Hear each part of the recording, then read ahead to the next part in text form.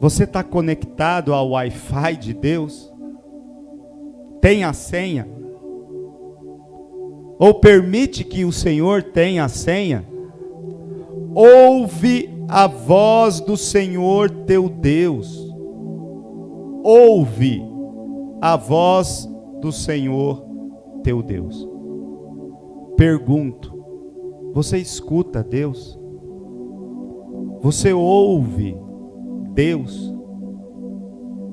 Você tem o ouvido, e aqui, para os orientais, o ouvido é o sentido mais importante, mas todos os nossos sentidos, você tem o seu radar, vamos usar essa imagem mais moderna, você tem o seu radar voltado para as coisas de Deus, para a percepção das coisas de Deus, de um Deus que fala, de um Deus que se dirige a você.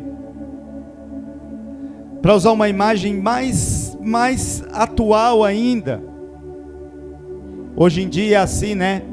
A gente chega numa casa, antes de pedir um copo d'água, a gente pede o quê? A senha do Wi-Fi. Deus o livre ficar sem a senha do Wi-Fi. A gente percebe que está dependente do trem quando fica sem. Já estou quase 20 dias sem telefone. Estou fazendo um verdadeiro detox. Um verdadeiro detox de telefone, internet. E aí é que a gente percebe. De vez em quando bate a mão no bolso para ver se não está ali. Mas para usar essa imagem moderna,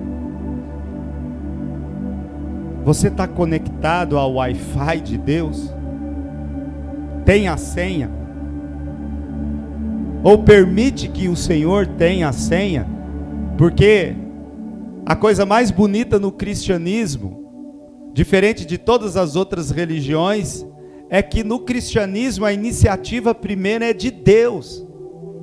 É Ele que vem ao nosso encontro. E se vem de tal maneira que se fez gente por nossa causa. O Filho de Deus se fez gente por você, para estar mais próximo de você, para poder sentir o que você sente, para poder passar pelo que você passa, para que você perceba que a sua vida tem sentido, tem direção, tem rumo. Assumiu em tudo a nossa condição, até a morte, para que você tenha vida.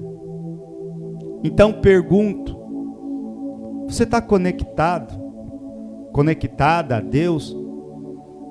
Você ouve o Senhor, a voz do Senhor?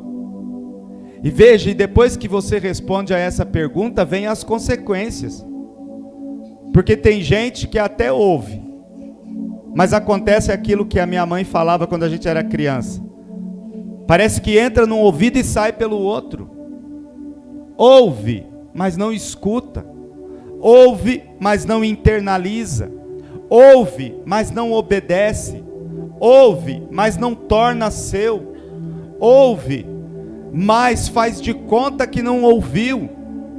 Ouve e faz diametralmente o contrário daquilo que ouviu. E aí pais e mães sabem bem, né? O que isso significa quando pede ao filho e o filho não obedece. Aliás, eu sempre gosto de lembrar que a palavra obedecer não é obediência cega, não é obediência imposta pela força, pela opressão, subjugando alguém. Obediência vem do latim e significa ob audire. Ob, reto, correto. Audire, audição. Significa ouvir com retidão. Quem obedece é porque ouviu com retidão, ouviu com clareza, por isso é obediente. Nossa Senhora é a Virgem obediente porque ela ouviu com retidão. e pôs em prática aquilo que ouviu. Por isso o elogio no Evangelho: felizes aqueles que ouvem e colocam em prática a palavra de Deus.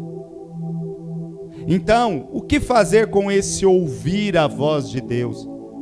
Mas continua: ouve a voz do Senhor. Consequentemente, porque ouviu, obedeceu, coloca em prática, observa todos os seus mandamentos e preceitos, porque esses mandamentos e preceitos não são pesados. A gente precisa tirar da cabeça aquela ideia errada de que Deus rouba de nós, de que Deus cerceia a nossa liberdade, de que Deus nos violenta, de que Deus é um Deus castrador, um Deus punitivo, um Deus que quer nos privar das coisas boas da vida. Isso é uma mentira.